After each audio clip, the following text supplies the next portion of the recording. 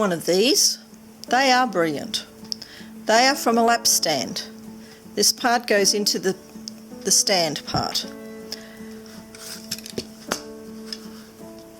To load one of these hoops, place the outer ring down on your table. Place your fabric over the top, ensuring you have at least an inch on either side, and line the head of this with your screw. Place it over the top and push firmly down. This gives you a very nice tight. Do a bit of a screw up. Not too tight, because you still want to be able to manipulate this fabric, because you want to make sure it's nice and tight and you get all your little creases out. The firmer it is, the better. And these also have a screwdriver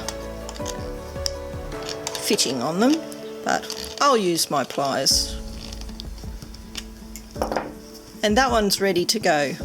Lovely and firm.